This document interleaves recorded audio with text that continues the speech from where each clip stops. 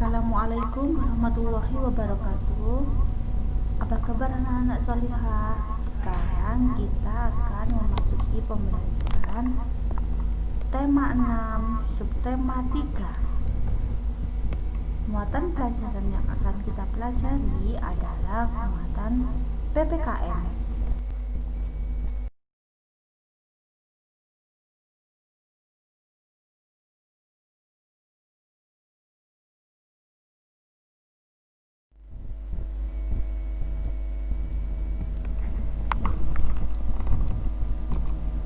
Materi PPKN yang akan kita pelajari adalah tentang toleransi dalam keberagaman agama di Indonesia.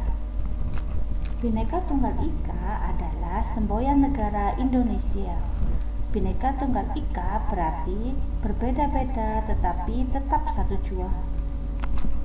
Kamu tentu sudah tahu adanya 6 agama yang diakui oleh negara Indonesia. Bebas beragama bukan berarti bebas tidak beragama, namun bebas memilih salah satu agama yang diakui negara Indonesia.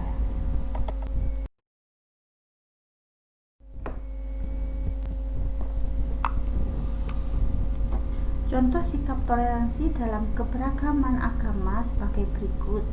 Yang pertama, menjaga ketenangan dan keamanan lingkungan tempat ibadah umat agama lain yang sedang beribadah merayakan hari besar agamanya. Yang kedua, gotong royong membersihkan lingkungan tempat ibadah meskipun bukan tempat ibadah agama yang kita anut. Yang ketiga, tidak membunyikan klakson saat melintas di jalan dekat tempat ibadah.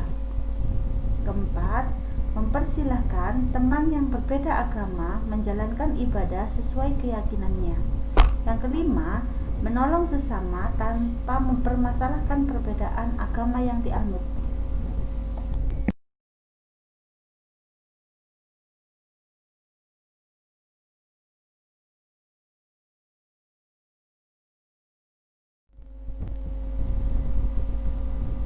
Biasakan bersikap toleran dalam keberagaman agama. Dengan demikian akan tercipta kerukunan, kedamaian, serta kukuhnya persatuan dan kesatuan negara Indonesia.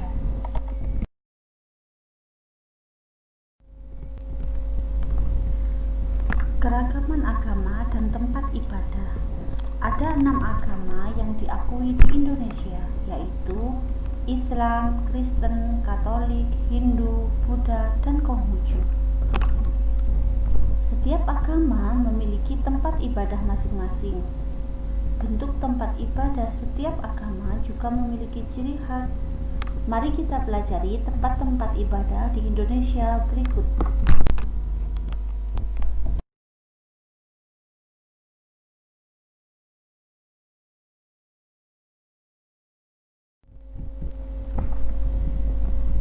Yang pertama, agama Islam.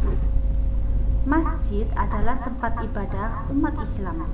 Kegiatan-kegiatan perayaan hari besar, diskusi, kajian agama, ceramah, dan belajar Al-Quran sering dilaksanakan di masjid. Ciri khas masjid biasanya terletak pada bagian atapnya. Masjid sering dihiasi dengan kaligrafi.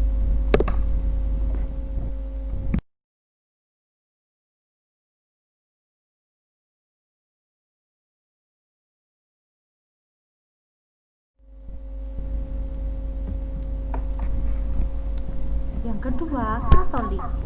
Gereja Katolik adalah tempat ibadah umat Katolik. Kegiatan keagamaan seperti misa ekaristi biasa dilakukan umat Katolik di gereja tersebut.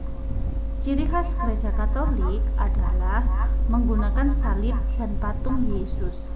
Selain itu, ada juga patung-patung orang suci seperti Bunda Maria dan Santo Yosef.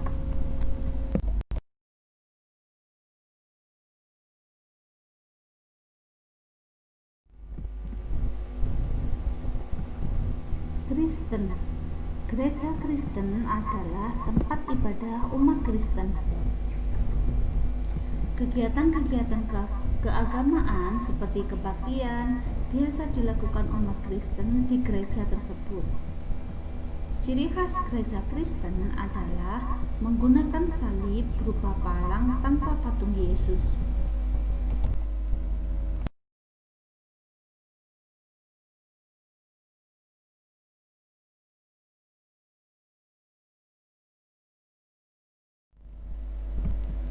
Hindu. Pura adalah tempat ibadah Hindu di Indonesia.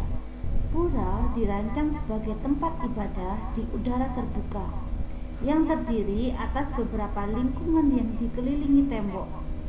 Ciri khas pura adalah pelinggih Meru, yaitu menara dengan atap bersusun tinggi yang menyerupai pagoda. Terdapat beberapa jenis pura yang berfungsi khusus untuk menggelar beberapa ritual keagamaan Hindu.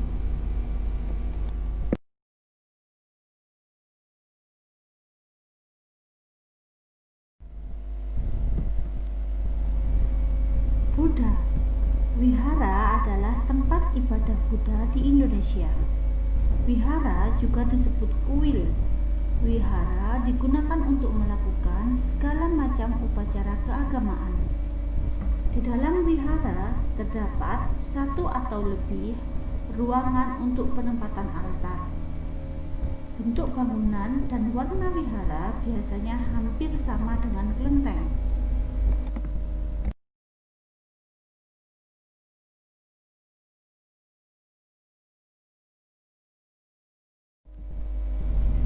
Konghucu. Kelenteng adalah sebutan untuk tempat ibadah penganut agama Konghucu di Indonesia. Bangunan kelenteng umumnya bernuansa arsitektur Tionghoa. Bangunan biasanya didominasi warna merah dan kuning.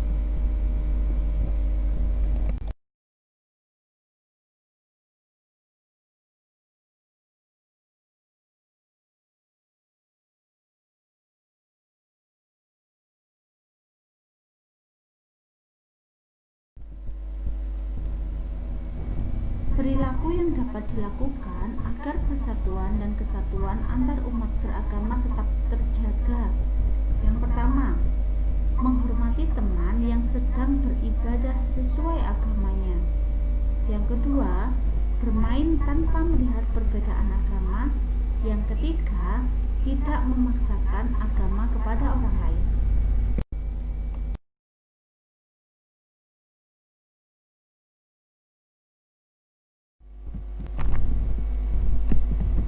Hari besar keagamaan. Yang pertama ada Islam. Hari besar keagamaannya Idul Fitri, Idul Adha, Tahun Baru Islam, Maulid Nabi, dan Isra Mi'raj. Yang kedua Kristen. Hari besar keagamaannya Natal, Paskah, dan kenaikan Isa Al-Masih. Yang ketiga Katolik. Hari besar keagamaannya Natal, Paskah, dan kenaikan Isa Al-Masih. Yang keempat Hindu. Hari besar keagamaannya Nyepi, Galungan, dan Kuningan. Yang kelima Buddha. Hari besar keagamaannya Waisak, Asada, dan Katina. Yang keenam Konghucu. Hari besar keagamaannya Imlek dan Cap Gomeh.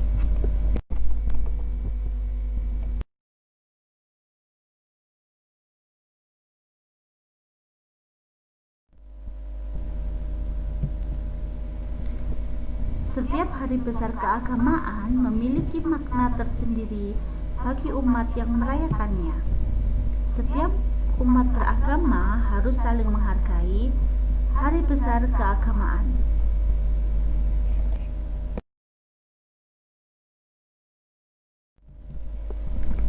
Tujuan perayaan hari besar keagamaan. Yang pertama, Hari Raya Idul Fitri, agama Islam.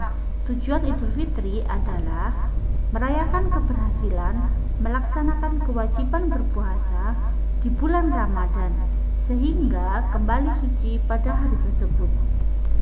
Yang kedua, Hari Raya Natal, agama Kristen dan Katolik. Tujuannya perayaan ini adalah untuk memperingati kelahiran Isa Al-Masih.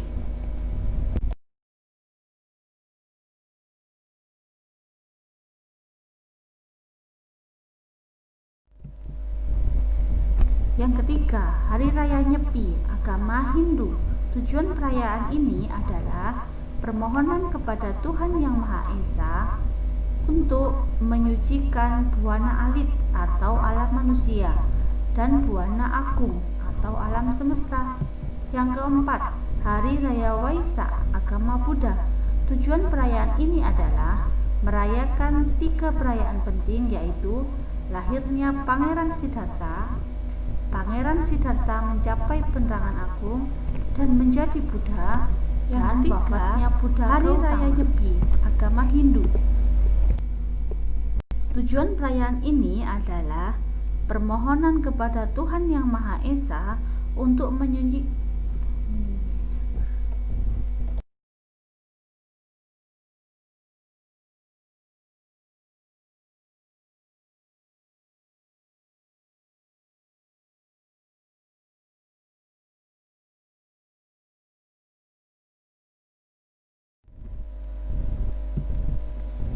Yang kelima, Tahun Baru Imlek atau Konghucu. Tujuan Imlek adalah ungkapan rasa syukur dan harapan agar rezeki melimpah di masa yang akan datang. Selain itu, perayaan ini juga digunakan sebagai sarana berkumpul bersama keluarga.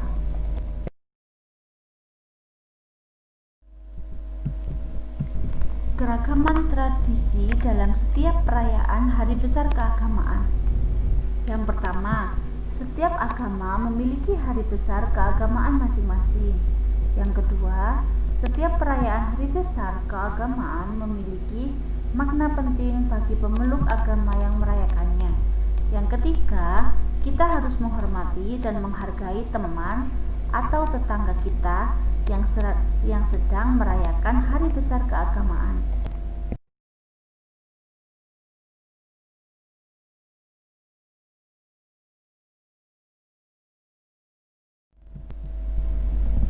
Terima kasih, semoga bermanfaat. Tetap semangat belajar dari rumah, tetap rajin membaca.